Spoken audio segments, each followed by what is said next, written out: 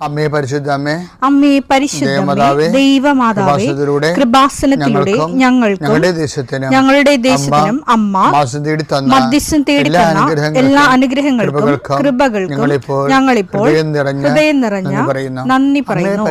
അമ്മേ പരിശുദ്ധമേ, ദൈവമാതാവേ, 2004 ഡിസംബർ 7 ഉച്ചകഴിഞ്ഞ് 2:30 കൃപാസനത്തിൽ സംഭവിച്ച അമ്മയുടെ പ്രത്യക്ഷപ്പെടലിനെ കുറിച്ച് തിരുസഭയ്ക്ക് സമർപ്പിച്ചിരിക്കുന്ന പഠനരേഖകളുടെ മേൽ സഭാത്മകമായ പഠനം ആരംഭിക്കുവാൻ ഞങ്ങൾ പ്രാർത്ഥിക്കുന്നു. അമ്മേ പരിശുദ്ധമേ, ഭൂസ്വർലോകങ്ങളുടെ രാജ്ഞിയായ അങ്ങേയ്ക്ക് ഭൗമസംരക്ഷണത്തിനായി പ്രപഞ്ചപ്രകൃതിയെ തന്നെ തിരുസഭ പ്രതിഷ്ഠിക്കുവാൻ ഈ പ്രത്യക്ഷീകരണം വഴി ഇടയാക്കണമേ. പരിശുദ്ധമേ, ജപമാല മാതാവേ, സകല കൃപാസനം പ്രാർത്ഥനയോടും ചേർത്ത് ഞങ്ങളിപ്പോൾ പ്രാർത്ഥിക്കുന്ന ഈ കുടുംബത്തിന്റെ പ്രത്യേക നിയോഗം പറ മക്കളെ.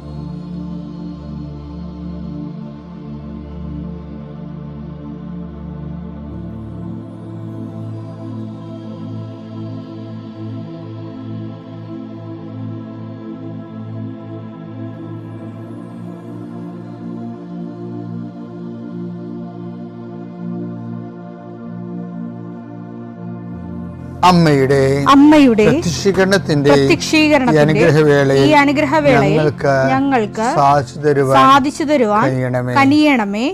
ആമേൻ. വിശ്വാസ പ്രമാണം. സർവശക്തനായ പിതാവും ആകാശത്തിന്റെയും ഭൂമിയുടെയും സൃഷ്ടാവുമായ ദൈവത്തിൽ ഞാൻ വിശ്വസിക്കുന്നു. അവിടുത്തെ ഏകപുത്രനും ഞങ്ങളുടെ കർത്താവുമായ ഈശോമിശിഹായിലും ഞാൻ വിശ്വസിക്കുന്നു. ഈ പുത്രൻ പരിശുദ്ധാത്മാവിനാൽ ഗർഭസ്ഥനായി കന്യകാമറിയത്തിൽ നിന്ന് പിറന്ന് പൊന്തിയോസ് പീലാത്തോസിന്റെ കാലത്ത് പീഡകൾ സഹിച്ച് കുരിശിൽ തറയ്ക്കപ്പെട്ട് മരിച്ച് അടക്കപ്പെട്ട് പാതാളങ്ങളിൽ ഇറങ്ങി മരിച്ചവരുടെ ഇടയിൽ നിന്ന് 3-ാം നാൾ ഉയർത്ത് സ്വർഗത്തിലേക്ക് എഴുന്നള്ളി സർവശക്തിയുള്ള പിതാവായ ദൈവത്തിന്റെ വലതുഭാഗത്തിരിക്കുന്നു.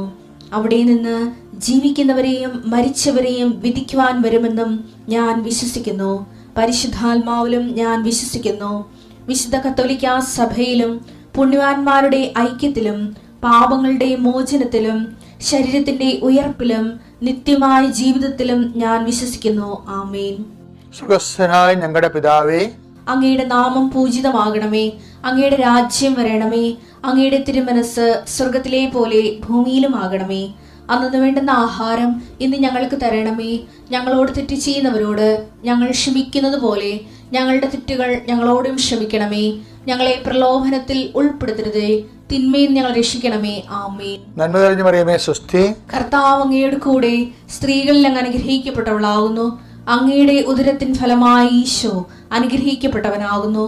പരിശുദ്ധ മറിയമേ, തമ്പുരാന്റെ അമ്മേ, പാപികളായ ഞങ്ങൾക്ക് വേണ്ടി ഇപ്പോഴും ഞങ്ങളുടെ മരണസമയത്തും തമ്പുരാനോട് അപേക്ഷിക്കണമേ. ആമേൻ. കർത്താവേ, നിന്റെ ഉന്നതമായ നാമത്തിന് സ്തോത്രം ചെയ്യും. കർത്താവേ, നിന്റെ വിശുദ്ധ പൗരോഹിത്യത്തെ മഹത്വപ്പെടുത്തണമേ. കർത്താവേ, സഭയിലുള്ള സാന്നിധ്യം പ്രകടമാക്കണം. 40 വർഷം അടിയനർപ്പിച്ച കൃപാന്റെ ബലത്തിൽ ഇന്ന് അങ്ങയുടെ മക്കളെ പ്രാർത്ഥന കൂടുന്ന എല്ലാ മക്കൾക്ക് വേണ്ടി പ്രാർത്ഥിക്കുകയാണ്.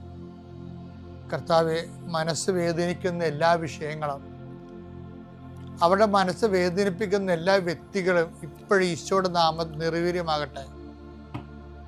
കർത്താവെ, മനസ്സ് വിഷമിപ്പിക്കുന്ന സാഹചര്യങ്ങൾ, ചെയ്തെടുക്കേണ്ട ഉത്തരവാദിത്തങ്ങൾ, മറ്റുള്ളവർ നമ്മളെ പഴി പറയാൻ സാധ്യതയുള്ള എല്ലാ വിഷയത്തിൻ്റെ മേലും കർത്താവിൻ്റെ കരുണ ചൊരികയും നിങ്ങളെ കർത്താവ് ഇന്ന് നിലനിർത്തി തരികയും ചെയ്യട്ടെ. നിങ്ങൾ പോകുന്ന വഴികൾ, കണ്ടുമുട്ടുന്ന വ്യക്തികൾ, ചെയ്യുന്ന കാര്യങ്ങൾ, യാത്ര ചെയ്യുന്ന വാഹനങ്ങൾ, ഒപ്പിടുന്ന പേപ്പറുകൾ, കൈമാറുന്ന രേഖകൾ, കഴിക്കുന്ന മരുന്ന് എല്ലാം മാതാവിൻ്റെ മധ്യസ്ഥത്തിൽ യേശുനാമത്തിൽ അനുഗ്രഹിക്കപ്പെടുകയും നീ ദൈവത്തെ അനുഭവിക്കാൻ ഇന്ന് നിന്നെ സഹായിക്കുകയും ചെയ്യട്ടെ.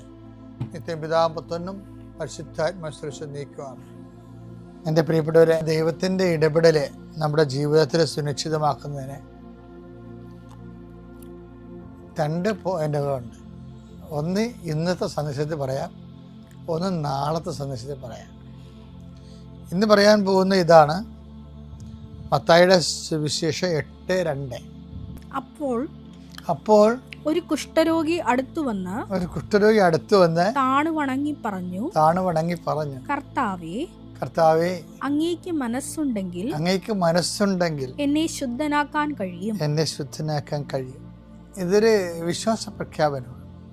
ഇതിന്റെ ഓട്ടോമാറ്റിക്കൽ ഉത്തരം എന്താ? ഈശോ എന്താ പറഞ്ഞു നോക്കിയേ? യേശു കൈ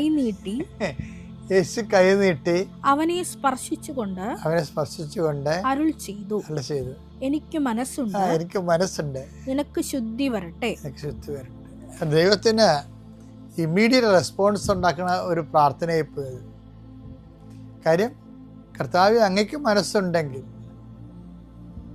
എന്നെ ശുദ്ധനാക്കാൻ കഴിയും. Divide of my merits or demerits.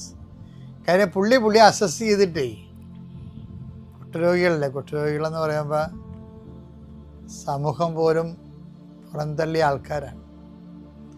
ആർക്കും മനസ്സില്ലെന്നുള്ളതാണ് വിഷയം. ആർക്കും മനസ്സില്ലാത്ത കൊണ്ടാണ് ഈ മണി ഒടിച്ച് നടക്കണത്. എല്ലാ കുഷ്ഠരോഗികളുടെയും ഒരു മണി ഉണ്ടാകുമല്ലോ. കുഷ്ഠരോഗി വരുന്നെന്ന് പറയുമ്പോൾ ഒന്നെങ്കിൽ ജനങ്ങൾ മാറിപ്പോകണം. അതുകൊണ്ട് ജനങ്ങൾക്ക് ഇയാളെ അഭിമുഖീകരിക്കാൻ മനസ്സില്ല. അപ്പം നമുക്കൊരു കാര്യം മനസ്സിലായി, ജനങ്ങൾക്ക് മനസ്സില്ല, നീ വിശ്വസിക്കുന്ന സംഘടനക്ക് മനസ്സില്ല, ഇനി നീ വിശ്വസിക്കുന്ന ആധ്യാത്മിക സംവിധാനങ്ങൾക്ക് മനസ്സില്ല. നിന്റെ കാര്യത്തിൽ എന്തിലും നീ വാടിപ്പോകരുത്. എന്താണ്?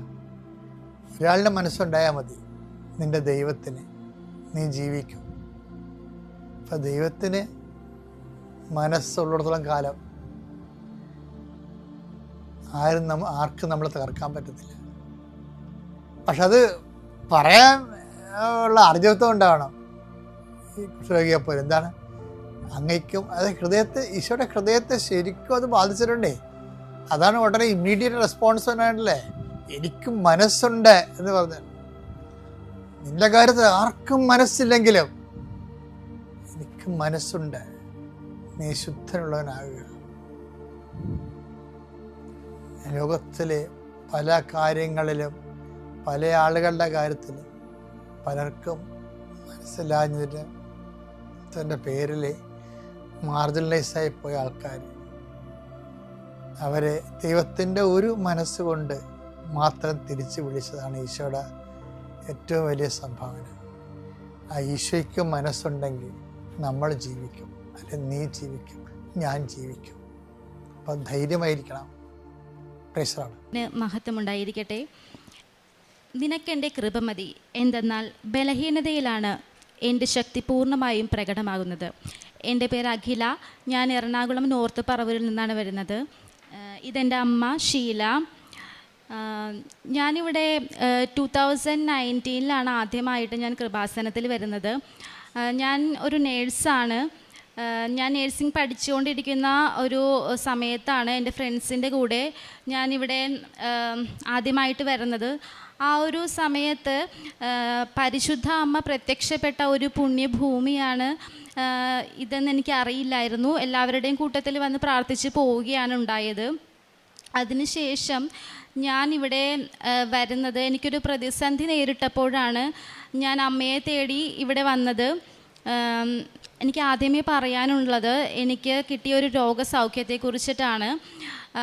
ഞാൻ എൻ്റെ നേഴ്സിംഗ് പഠനം കഴിഞ്ഞിരിക്കുന്ന ഒരു സമയത്ത് എൻ്റെ റൈറ്റ് ഹാൻഡിൻ്റെ ആക്സിലയിലായിട്ട് ഒരു ചെറിയ ലംബ് മാതിരി വന്നിട്ടുണ്ടായിരുന്നു. ഞാൻ അത്ര കാര്യമായിട്ടൊന്നും എടുത്തിട്ടുണ്ടായിരുന്നില്ല. ഒരു 2-3 വീക്സൊക്കെ കഴിഞ്ഞപ്പോഴത്തേക്കും അവിടെ കുറച്ച് ഡിസ്കളറേഷനും കാര്യങ്ങളൊക്കെ ഉണ്ടാവാൻ തുടങ്ങി. എനിക്കപ്പോൾ ഒത്തിരി പേടിയായി. ഞാനങ്ങനെ ഡോക്ടറെ കൺസൾട്ട് ചെയ്തു.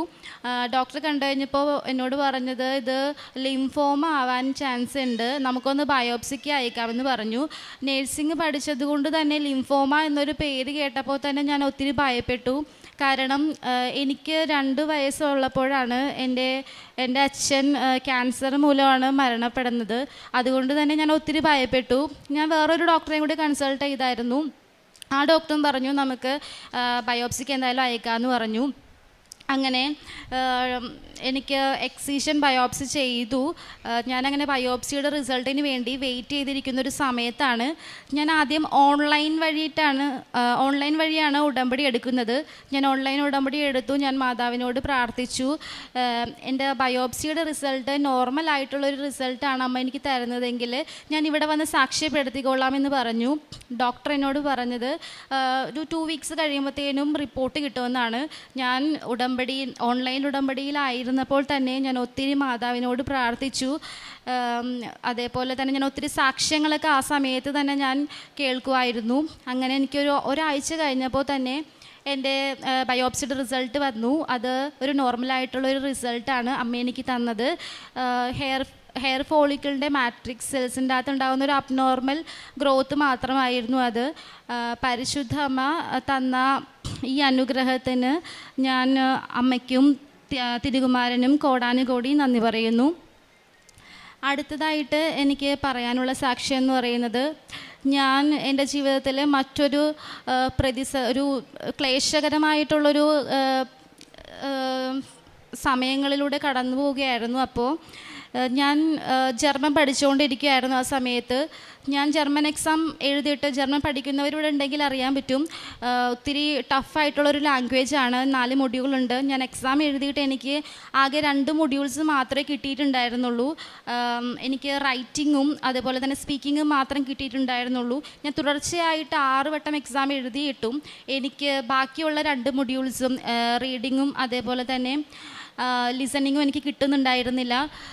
എൻ്റെ കൂടെ ഉണ്ടായിരുന്നവരെല്ലാവരും തന്നെ എക്സാം ക്ലിയർ ചെയ്തു. എല്ലാവരും ജർമ്മനിക്ക് പോയി. എന്നിട്ടും എൻ്റെ കാര്യത്തിൽ മാത്രം ഒത്തിരി തടസ്സങ്ങളായിരുന്നു. ഞാൻ ഒത്തിരി വിഷമിച്ചു. അവസാനം ഞാനിത് ഡ്രോപ്പ് ഔട്ട് ചെയ്യാമെന്നൊക്കെ വിചാരിച്ചു. പക്ഷേ എൻ്റെ ഫാമിലിയിൽ നിന്നുണ്ടായിരുന്നൊരു സപ്പോർട്ട് കൊണ്ട് ഞാൻ പിന്നെയും പ്രാർത്ഥനകളും എല്ലാം കൊണ്ട് ഞാൻ മുന്നോട്ട് പോയി.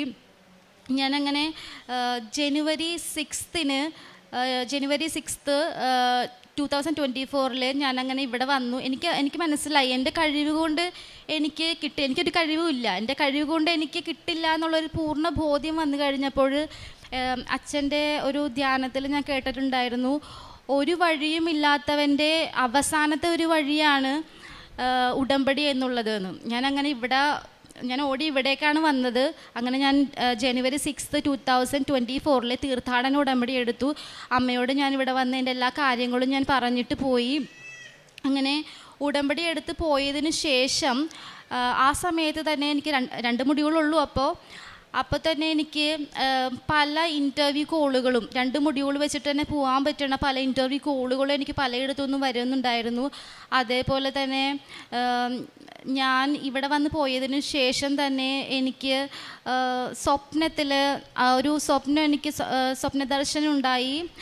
അമ്മ എനിക്ക് സ്വപ്നത്തിൽ കലണ്ടറിൽ ഒരു 7 എന്നൊരു ഡേറ്റ് അമ്മ എനിക്ക് കാണിച്ചു തരുന്നുണ്ടായിരുന്നു. അതേപോലെ തന്നെ ഒരു ദിവസം ഞാൻ ഉറങ്ങാൻ കിടന്നപ്പോൾ ഉറക്കത്തിൽ ഞാൻ അമ്മയെ സ്വപ്നം കണ്ടു. അമ്മ എൻ്റെ കട്ടിലിൽ വന്നിരുന്നിട്ട് അമ്മേനെ മടിയിലിരുത്തിയേക്കാണ്.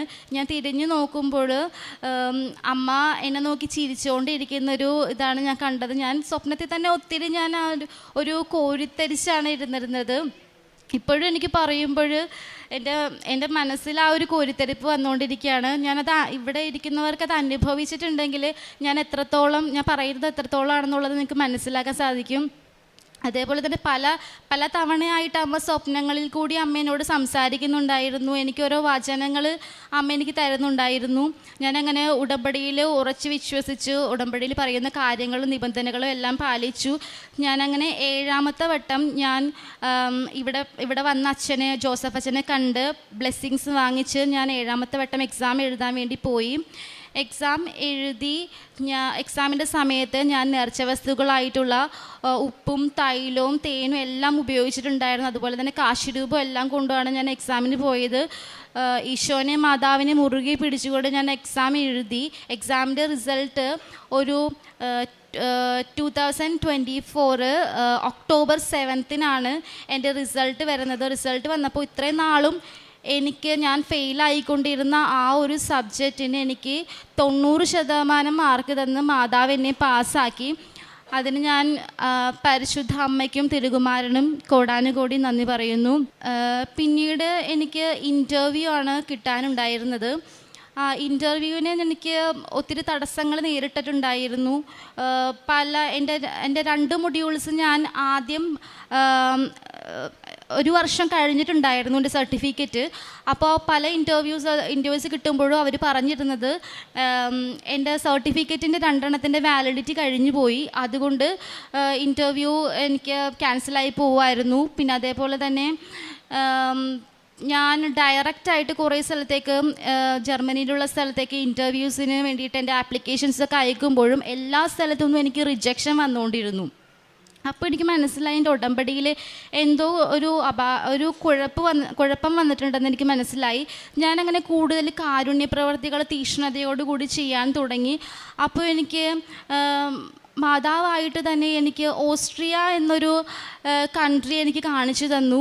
ഞാനങ്ങനെ എനിക്ക് ഓസ്ട്രിയയുടെ ഒരു ഏജൻസിയെ ഞാനങ്ങനെ കോണ്ടാക്റ്റ് ചെയ്തു. എനിക്ക് അവരായിട്ട് കോണ്ടാക്റ്റ് ചെയ്തപ്പോൾ തന്നെ അവരെനിക്ക് ഇൻ്റർവ്യൂ പ്രിപ്പറേഷൻ ക്ലാസ്സുകളൊക്കെ തന്നു. അങ്ങനെ ഏപ്രിൽ 7 2025 എനിക്കൊരു ഇൻ്റർവ്യൂ ഓസ്ട്രിയയുടെ നടക്കുകയുണ്ടായി. ആ ഇൻ്റർവ്യൂവിൻ്റെ സമയത്താണെങ്കിലും ഞാൻ ഉടമ്പടി തിരി നീലയും പച്ചയും തിരിയും എൻ്റെ ഇൻ്റർവ്യൂ ഓൺലൈൻ ഇൻ്റർവ്യൂ ആണ് ഞാൻ അറ്റൻഡ് ചെയ്തത്. ഞാൻ ഇരിക്കുന്നിടത്ത് തന്നെ തിരി 2 കത്തിച്ച് വെച്ചിട്ടുണ്ടായിരുന്നു. അതുപോലെ എൻ്റെ ഉടമ്പടിയുടെ നിറച്ച വസ്തുക്കളായ ഉപ്പും തൈലവും തേനും എല്ലാം ഞാൻ ഉപയോഗിച്ച് കാശുരൂപം എല്ലാം മുറുകെ പിടിച്ചുകൊണ്ടാണ് ഞാൻ ഇൻ്റർവ്യൂ അറ്റൻഡ് ചെയ്തത്. ഇൻ്റർവ്യൂ കഴിഞ്ഞൊരു 2 hours കഴിഞ്ഞപ്പോൾ തന്നെ അവർ സെലക്റ്റായി എന്നൊരു മെസ്സേജ് എനിക്ക് അയച്ചു. പരിശുദ്ധ അമ്മയും തിരുകുമാരനും എനിക്ക് എൻ്റെ കഴിവുകൊണ്ട് അല്ല ഇതെനിക്ക് കിട്ടിയെന്നുള്ളൊരു പൂർണ്ണ ബോധ്യമുണ്ട്.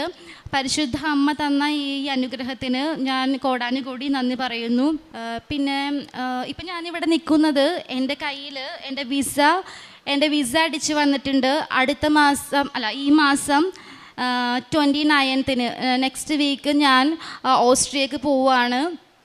പിന്നെ അടുത്തതായിട്ട് എനിക്ക് പറയാനുള്ളത് എൻ്റെ അമ്മയുടെ ഒരു സാക്ഷിയാണ്. എൻ്റെ അമ്മയ്ക്ക് യൂട്രസിൽ 2 ഫൈബ്രോയിഡ് ഉണ്ടായിരുന്നു. അപ്പോൾ നല്ല രീതിക്ക് തന്നെ അമ്മക്ക് ബ്ലീഡിങ് ഉണ്ടായിരുന്നു. അമ്മയുടെ നിൽക്കാൻ പറ്റാത്ത തരത്തിലുള്ള നിൽക്കാനും ഇരിക്കാനും ഒക്കെ കഴിയാത്ത തരത്തിലുള്ള ഒരു ബ്ലീഡിങ് ആണ് അമ്മയ്ക്ക് ഉണ്ടായിരുന്നത്. അപ്പോൾ ഡോക്ടർ സർജറിയൊക്കെ ചെയ്യണമെന്ന് പറഞ്ഞിട്ടുണ്ടായിരുന്നു. ഞാൻ എപ്പോൾ ഇവിടെ വരുമ്പോഴും ഞാൻ അമ്മയെയും കൂട്ടിയിട്ടാണ് ഇവിടെ വരാറ്. അമ്മയ്ക്ക് ഞാൻ നേർച്ച വസ്തുക്കളെല്ലാം അമ്മയുടെ വയറ്റിൽ തൈലം അമ്മയുടെ വയറ്റിൽ തൂത്ത് ഞാൻ പ്രാർത്ഥിക്കുമായിരുന്നു. അതേപോലെ തന്നെ ഉപ്പും തേനും ഞാൻ അമ്മക്ക് കഴിക്കാൻ കൊടുക്കുമായിരുന്നു. അതിൻ്റെയൊക്കെ ഫലമായിട്ട് അമ്മയ്ക്കിപ്പോൾ സ്കാൻ ചെയ്തപ്പോൾ അമ്മയുടെ ഉണ്ടായിരുന്ന ഫൈബ്രോയിഡൊക്കെ ചുരുങ്ങി ചെറിയൊരു ഇതിലേക്കായി. ബ്ലീഡിങ് എല്ലാം കംപ്ലീറ്റ് ആയിട്ട് അമ്മക്ക് നിന്നു. എൻ്റെ അമ്മയ്ക്കും നൽകിയ ഈ അനുഗ്രഹത്തെ ഓർത്ത് ഞാൻ ഈശോയ്ക്കും അമ്മ മാതാവിനും കോടാനുകോടി നന്ദി അർപ്പിക്കുന്നു. അടുത്തതായിട്ട് എനിക്ക് പറയാനുള്ളത് ഞാൻ ചെയ്ത കാരുണ്യ പ്രവൃത്തികളെ കുറിച്ചിട്ടാണ്. ഞാൻ നേഴ്സിംഗ് കഴിഞ്ഞതിന് ശേഷം ഞാൻ വർക്ക് ചെയ്തിട്ടില്ല, അതുകൊണ്ട് തന്നെ എനിക്ക് ഇൻകം കാര്യങ്ങളൊന്നും ഉണ്ടായിരുന്നില്ല. എൻ്റെ ഹസ്ബൻഡ് ജർമ്മനിയിലാണ്, അവിടെ മാസ്റ്റേഴ്സ് ചെയ്യുകയാണ്. അപ്പോൾ ഹസ്ബൻഡ് എൻ്റെ ആവശ്യങ്ങൾക്കായിട്ട് എനിക്ക് അയച്ചു തരുന്ന പൈസയിൽ നിന്നൊരു വിഹിതം എടുത്തിട്ട് ഞാൻ കാരുണ്യ പ്രവൃത്തികൾക്കായിട്ട് ഉപയോഗിച്ചിട്ടുണ്ടായിരുന്നു. ഞാൻ പൊതിച്ചോറുണ്ടാക്കി കൊടുക്കുമായിരുന്നു. അതുപോലെ തന്നെ എൻ്റെ വീടിനടുത്ത് ഒരു കെയർ ഹോം ഉണ്ടായിരുന്നു, അവിടെ പോയിട്ട് അവർക്ക് ആവശ്യമുള്ള സാധനങ്ങളെല്ലാം വാങ്ങിച്ചു കൊടുക്കുമായിരുന്നു. അതുപോലെ തന്നെ എൻ്റെ നേരെ ആരാണോ ഒരു ആവശ്യമായിട്ട് വരുന്നത് അവർക്ക് വേണ്ട കാര്യങ്ങൾ എൻ്റെ കഴിവിൽ പറ്റുന്ന മാതിരി ഞാൻ ചെയ്തു കൊടുക്കുമായിരുന്നു. പിന്നെ പ്രേക്ഷിത പ്രവർത്തനമായിട്ട് ഇവിടെ നിന്ന് കിട്ടുന്ന പത്രം ഞാൻ പ്രാർത്ഥിച്ച് എല്ലാ പത്രത്തിൻ്റെ അകത്തും ഞാൻ തൈലം തൂത്ത് വിശ്വാസ പ്രമാണം ചൊല്ലി പ്രാർത്ഥിച്ച് ഇത് അർഹതപ്പെട്ടവരുടെ കൈകളിലേക്ക് എത്തിക്കണേ ഈശോയെ അറിയാനായിട്ട് അവർക്ക് എല്ലാവർക്കും സാധിക്കണേ എന്ന് പറഞ്ഞുകൊണ്ട് ഞാൻ കൂടുതലായിട്ടും രോഗികളുടെ ഇടയിലേക്കാണ് പത്രം കൊടുത്തിട്ടുണ്ടായിരുന്നത്. ആദ്യമൊക്കെ എനിക്ക് ഒത്തിരി അവഗണനകളെല്ലാം ഈ ആളുകളുടെ ഇടയിൽ നിന്നും വന്നിരുന്നു. പക്ഷേ എനിക്ക് പിന്നീട് മനസ്സിലായി നമുക്ക് സഹനങ്ങൾ കൂടുതൽ വരുന്നത് നമ്മൾ ഈശോയിലേക്ക് കൂടുതൽ അടുക്കാൻ വേണ്ടിയിട്ടാണെന്നുള്ളത് എനിക്ക് മനസ്സിലായി. പിന്നീടെല്ലാം ഞാൻ വളരെ സ്നേഹത്തോടു കൂടി എത്ര അപമാനങ്ങൾ സഹിക്കേണ്ടി വന്നാലും സാരമില്ല എന്നുള്ള രീതിയിൽ എല്ലാവർക്കും സന്തോഷത്തോടു കൂടി എൻ്റെ ഈശോയെ ഞാൻ കൊടുക്കാനായിട്ട് ശ്രമിച്ചു. എല്ലാത്തിനും മാതാവിനും ഈശോയ്ക്കും കോടാനുകൂടി നന്ദി പറഞ്ഞുകൊണ്ട് എൻ്റെ സാക്ഷ്യം ഞാനിവിടെ സമർപ്പിക്കുന്നു. അമ്മ മാതാവിനും 1000 നന്ദി. എൻ്റെ പേര് ജെയിനി, ഞാൻ അങ്കമാലിയിൽ നിന്ന് വരുന്നു. ഞാൻ UK രജിസ്റ്റേർഡ് നഴ്സായിട്ടാണ് വർക്ക് ചെയ്യുന്നത്. ഞാൻ കൃപാസനത്തെക്കുറിച്ച് ആദ്യമായിട്ട് അറിയുന്നത് എൻ്റെ അനിയനിലൂടെയാണ്. അവൻ ഇവിടെ വന്ന് പ്രാർത്ഥിച്ച് സ്റ്റുഡൻറ്റ് വിസയിൽ UK പോയ പിന്നെ അത് കഴിഞ്ഞ് ഞാൻ നഴ്സായി 2 വർഷം ഹൈദരാബാദ് വർക്ക് ചെയ്തു. പുറത്തേക്ക് പോകാൻ ഒത്തിരി ട്രൈ ചെയ്തു. 3 പ്രാവശ്യം OET എഴുതി, കിട്ടിയില്ല.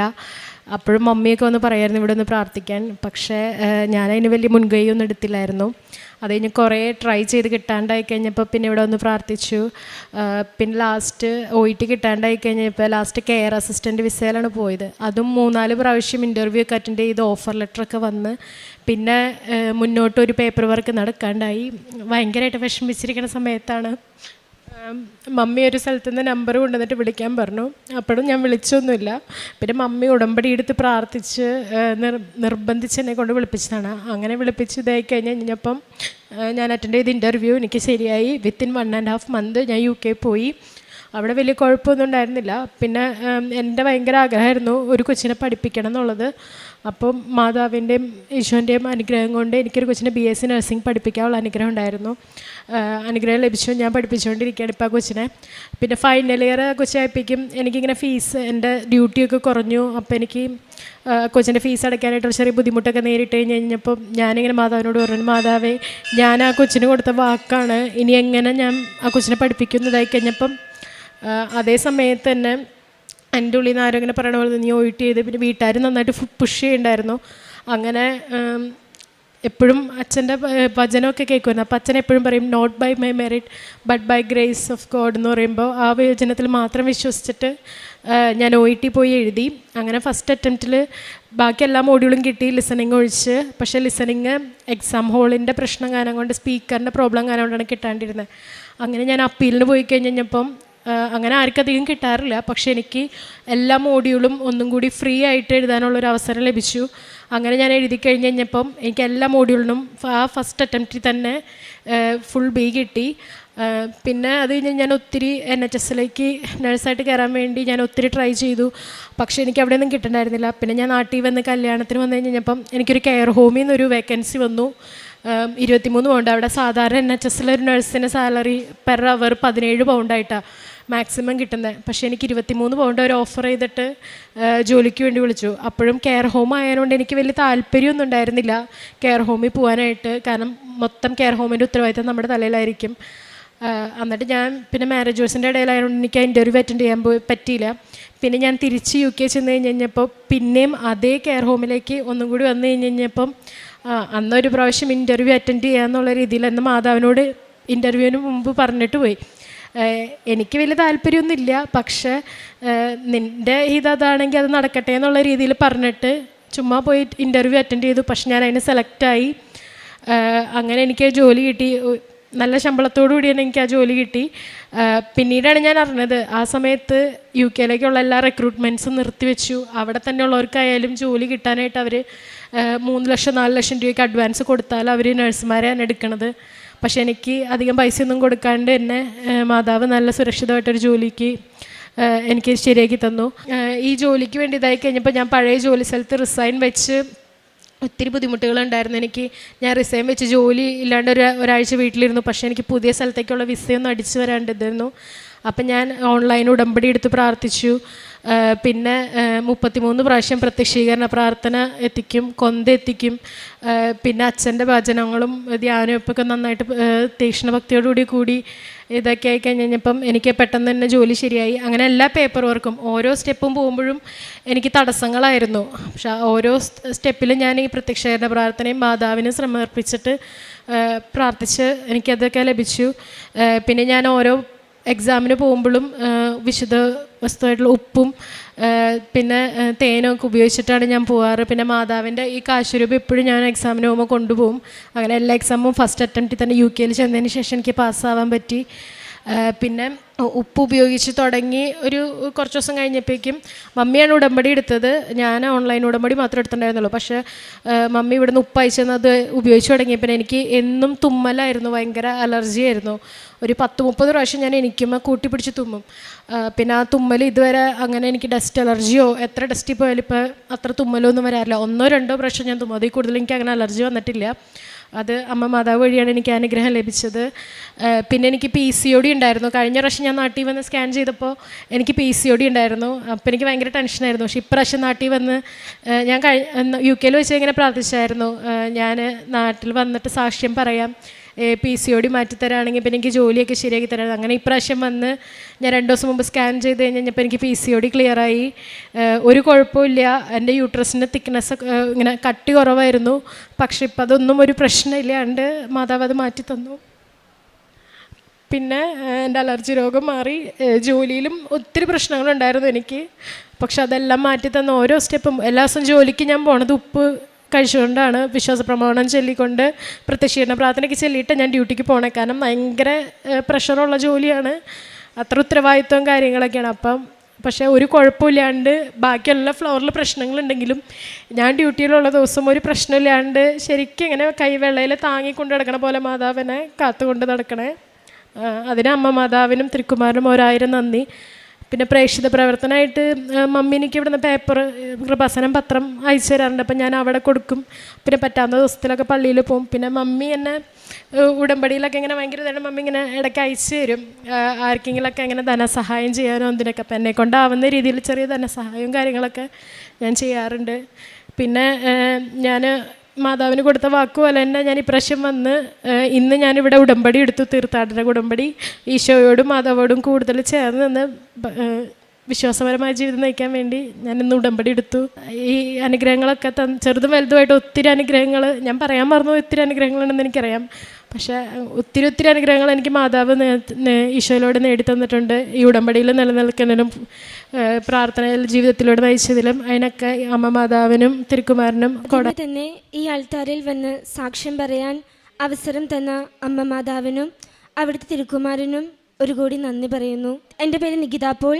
ഞാൻ വരുന്നത് എറണാകുളം ജില്ലയിലെ അമ്പുനാട് ഇടവകയിൽ നിന്നാണ്. ഞാൻ 2024 BSc നഴ്സിംഗ് എയിംസ് ന്യൂഡൽഹിയിൽ നിന്ന് പാസ് ഔട്ട് ആവുന്നത്. ഞാൻ എയിംസിൽ പഠിച്ചതുകൊണ്ട് തന്നെ ഒരു സെൻട്രൽ ഗവൺമെൻറ് ഇൻസ്റ്റിറ്റ്യൂട്ടിൽ തന്നെ ജോലി ചെയ്യണമെന്നായിരുന്നു എൻ്റെ ഒരു ആഗ്രഹം. അങ്ങനെ ഞാൻ ജിപ്മർ പോണ്ടിച്ചേരിയിലുള്ള റിട്ടേൺ എക്സാം 180ാമത്തെ റാങ്കോട് കൂടി ഞാൻ പാസ്സായി. രണ്ടാമത്തെ സ്റ്റേജ് എന്ന് പറയുന്നത് സ്കിൽ ടെസ്റ്റ് ആയിരുന്നു. സ്കിൽ ടെസ്റ്റ് എന്നെ സംബന്ധിച്ച് ഭയങ്കര ടെൻഷനും ഭയങ്കര ബുദ്ധിമുട്ടുള്ള സാഹചര്യത്തിലൂടെയാണ് ഞാൻ കടന്നുപോയത്. ഞാൻ ഫുൾ ബ്ലാങ്ക് ഔട്ടായി പോയി അവിടെ ചെന്നപ്പോൾ തന്നെ. അങ്ങനെ സ്കിൽ ടെസ്റ്റ് വളരെ മോശം എക്സ്പീരിയൻസിലൂടെ തന്നെയാണ് ഞാൻ കടന്നുപോയത്. ഞാൻ തിരിച്ച് വീട്ടിൽ വന്ന് എനിക്ക് ഭയങ്കര സങ്കടമായി. കാരണം റിട്ടേൺ ടെസ്റ്റ് ഭയങ്കര നല്ല റാങ്കോട് കൂടി പാസ്സാവുകയും ജസ്റ്റ് എലിജിബിലിറ്റി ക്രൈറ്റീരിയ ക്രോസ് ചെയ്യേണ്ട സ്കിൽ ടെസ്റ്റ് ഞാൻ പരാജയപ്പെടുകയും ചെയ്യുമ്പോൾ എന്നെ സംബന്ധിച്ച് എനിക്ക് ഭയങ്കര സങ്കടമായിരുന്നു. അങ്ങനെ എൻ്റെ മമ്മി പറഞ്ഞു ഓൺലൈൻ ഉടമ്പടി എടുക്കാൻ. ഞാൻ ഓൺലൈൻ ഉടമ്പടി എടുത്തു. കാരണം എന്താണെന്ന് വെച്ചാൽ ഞാൻ എയിംസിൽ നിന്ന് പാസ് ഔട്ട് ചെയ്തുകൊണ്ട് തന്നെ എയിംസിൽ പഠിച്ച് ഇറങ്ങിയവർക്ക് അവിടെ കോൺട്രാക്ച്വൽ ജോബിന് അപ്ലൈ ചെയ്യാമായിരുന്നു. ആ ആഴ്ച തന്നെ എനിക്ക് തിരിച്ച് ഡൽഹിയിലേക്ക് പോകേണ്ടത് കൊണ്ട് ഞാൻ ഓൺലൈൻ ഉടമ്പടി എടുത്താണ് ഞാൻ ഡൽഹിയിലേക്ക് പോയി കോൺട്രാക്ച്വൽ ജോബിന് ഞാൻ ജോയിൻ ചെയ്യുന്നത്. പക്ഷേ ഞാൻ അവിടെ ചെന്ന് എനിക്ക് ഉടമ്പടിയിലുള്ള ജീവിതപ്രകാരം എനിക്ക് ജീവിക്കാനൊന്നും സാധിച്ചില്ല. ഞാൻ നന്നായി ഉഴപ്പിയെന്ന് ഞാൻ പറയാം. അങ്ങനെ ജോലിയും അടുത്ത എയിംസിലേക്കുള്ള എൻട്രൻസ് എക്സാമിന് വേണ്ട പഠനവും രണ്ടും കൂടി മാനേജ് ചെയ്യാനായിട്ട് എനിക്ക് സാധിച്ചില്ല. ഞാൻ അങ്ങനെ ജോബ് ഞാൻ റിസൈൻ ചെയ്തു. ഞാൻ തിരിച്ച് നാട്ടിൽ മെയിൽ വന്നു. ആ ആഴ്ചയിൽ തന്നെ ഞാനും മമ്മിയും ഇവിടെ വന്ന് തീർത്ഥാടന ഉടമ്പടി എടുക്കുകയുണ്ടായി. 2025 മെയ് 26 ഞാൻ തീർത്ഥാടക ഉടമ്പടി എടുത്തു. അങ്ങനെ തീർത്ഥാടക ഉടമ്പടി എടുത്തതിന് ശേഷം എന്നിൽ വന്ന മാറ്റം എന്ന് പറയുന്നത്, ഞാൻ ദിവസേന ദിവ്യബലി കൂടും. പിന്നെ രാവിലെ 5:30 പ്രാർത്ഥന മുടങ്ങാതെ ഞാൻ ചെല്ലും. അച്ഛൻ്റെ ഡെയിലി ബ്രെഡ് ഞാൻ എന്നും കേൾക്കും. അങ്ങനെ ഒരു ദിവസം ജോസഫ് അച്ഛൻ ഡെയിലി ബ്രെഡിൽ പറഞ്ഞു, ജോലിക്ക് വേണ്ടി പ്രാർത്ഥിക്കുന്ന മക്കളിൽ ഇന്ന് 43-ാമത്തെ ദിവസം നിങ്ങൾക്ക് ഒരു വെളിച്ചം തരുമെന്ന് ഒരു ഡെയിലി ബ്രെഡിൽ അച്ഛൻ പറയുകയുണ്ടായി. ഞാൻ ഭയങ്കരമായിട്ട് പ്രാർത്ഥിച്ചു. ഞാൻ വചനങ്ങൾ ഞാൻ തിരുവചനം ബൈബിള് ഞാൻ എല്ലാ ദിവസവും എന്നെക്കൊണ്ട് പറ്റാവുന്ന രീതിയിൽ, കാരണം ഞാൻ മൊബൈലിൽ ഡൗൺലോഡ് ചെയ്തിട്ടുണ്ട് ബൈബിള്. എനിക്ക് കിട്ടുന്ന സമയം, ഞാൻ പഠിക്കുന്ന സമയത്തൊക്കെ എനിക്ക് ടെൻഷനൊക്കെ വരുമ്പോൾ ഞാൻ ബൈബിൾ എടുത്താണ് ആദ്യം വായിക്കുന്നത്. അങ്ങനെ എയിംസിൻ്റെ എൻട്രൻസ് എക്സാം 2 സ്റ്റേജായിട്ടാണ്. ഒന്ന് പ്രിലിമിനറി എക്സാമും 2 മെയിൻസ് എക്സാമും. എനിക്ക് 2 എക്സാമിനും എനിക്ക് കിട്ടിയത്, ഞാൻ മാതാവിനോട് ഭയങ്കരമായിട്ട് പ്രാർത്ഥിച്ചിരുന്നു, എനിക്ക് എക്സാമിന് പോകുമ്പോൾ നീ എനിക്കൊരു അടയാളം കാണിച്ചു തരണമെന്ന്. അങ്ങനെ എൻ്റെ 2 എക്സാമിൻ്റെ സെൻറ്ററും മാതാവിൻ്റെ പേരിലുള്ള സെൻറ്ററായിരുന്നു. അങ്ങനെ പ്രിലിമിനറി എക്സാം നല്ല പെർസെൻറ്റേജോട് കൂടി എനിക്ക് പാസ്സാവാൻ സാധിച്ചു. ആ ഒരാഴ്ചയ്ക്കുള്ളിലാണ് മെയിൻസ് എക്സാം വരുന്നത്. മെയിൻസ് എക്സാമിൻ്റെ സമയത്ത് എനിക്ക് മൊത്തം എൻ്റെ ഫുൾ ടോപ്പിക്സ് ഒന്നും എനിക്ക് കവർ ചെയ്യാനുള്ള ടൈം കിട്ടിയില്ല. എങ്കിൽ പോലും എന്നെക്കൊണ്ടാവുന്ന രീതിയിൽ ഞാൻ നന്നായിട്ട് പ്രിപ്പയർ ചെയ്തു.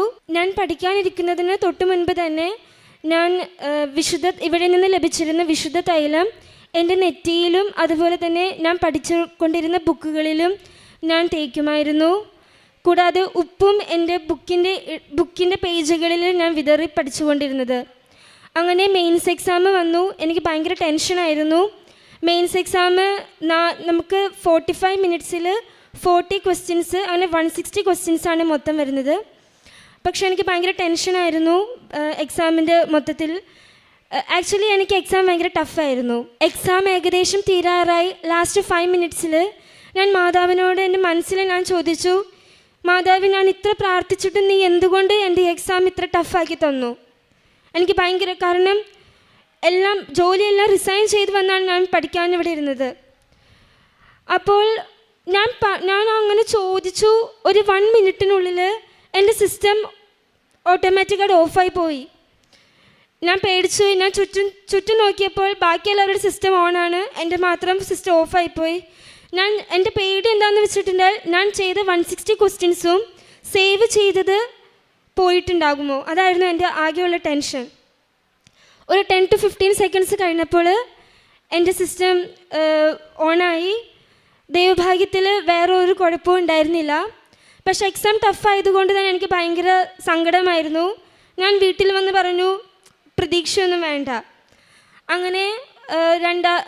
അങ്ങനെ ഒരാഴ്ചയ്ക്കുള്ളിൽ എൻ്റെ റിസൾട്ട് വരികയായി. റിസൾട്ട് വന്നപ്പോൾ എനിക്ക് വലിയ ഹോപ്പൊന്നും ഉണ്ടായിരുന്നില്ല, വീട്ടുകാർക്കായിരുന്നു മൊത്തം ഹോപ്പ്. ഞാൻ അന്ന് വൈകിട്ട് പള്ളിയിൽ പോയി വിശുദ്ധ കുർബാന കഴിഞ്ഞ് തിരിച്ച് ഞാൻ വന്നപ്പോൾ എൻ്റെ മൊബൈലിൽ ഒരു 10-20 മിസ് കോള്. എൻ്റെ ഫ്രണ്ട്സ് എല്ലാവരെയും വിളിച്ച് ചോദിക്കുന്നു, എങ്ങനെയുണ്ട് എക്സാം? എനിക്ക് റിസൾട്ട് നോക്കാൻ പേടിയായിരുന്നു. ദൈവത്തിൻ്റെ ഒരു അനുഗ്രഹത്താൽ ഞാൻ റിസൾട്ട് നോക്കി. എനിക്ക് വളരെ നല്ലൊരു റാങ്ക്. ഞാൻ ജനറൽ കാറ്റഗറി ആയതുകൊണ്ട് തന്നെ ജനറൽ കാറ്റഗറിയിൽ ഇത്ര റാങ്കിനുള്ളിൽ കയറിയാൽ മാത്രമേ നമുക്ക് പോസിബിലിറ്റി ഉള്ളൂ ഒരു ജോലി ലഭിക്കുക എന്നുള്ളത്. വേറെ റിസർവേഷനൊന്നും ഇല്ലാത്തതുകൊണ്ട് തന്നെ അതിൽ എനിക്ക് ഭയങ്കര ടെൻഷനായിരുന്നു. പക്ഷേ എനിക്ക് ഭയങ്കര നല്ല റാങ്കും എൻ്റെ റാങ്കിൽ 7 എന്ന ഉള്ള ഒരു നമ്പറും കൂടി ഉണ്ടായിരുന്നു. അത് കണ്ടപ്പോൾ തന്നെ ഇത് മാതാവ് എനിക്ക് തന്നതാണ് എന്ന വിശ്വാസം എനിക്ക് വന്നു. അങ്ങനെ ഞാൻ എൻ്റെ ഓപ്ഷൻസ് എല്ലാം ചൂസ് ചെയ്തു. ഡൽഹിയിൽ പഠിച്ചതുകൊണ്ട് തന്നെ തിരിച്ചെനിക്ക് ഡൽഹിയിലേക്ക് പോകാൻ താല്പര്യമില്ലായിരുന്നു. അവിടുത്തെ സിറ്റുവേഷൻസും കാര്യങ്ങളൊക്കെ എനിക്കറിയാം.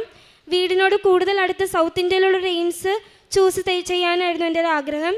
അങ്ങനെ ഞാൻ വെച്ചതിൽ എൻ്റെ 3rd ഓപ്ഷനായ എയിംസ് മംഗളഗിരി, അതായത് ആന്ധ്രയിലുള്ള എയിംസ്, എനിക്കിഷ്ടപ്പെട്ട ഒരു എയിംസ് ആയിരുന്നു. എനിക്ക് അവിടെ നിന്നും എനിക്ക് ഓഫർ ലെറ്റർ January 1 എനിക്ക് ലഭിച്ചു. ഈ വരുന്ന ഞായറാഴ്ച ഞാൻ ജോയിൻ ചെയ്യാൻ പോവുകയാണ്. ഇത്രയും തന്ന ദൈവത്തിനും തിരുക്കുമാരനും മാതാവിനും 1000 കോടാനുകൂടി നന്ദി പറയുന്നു.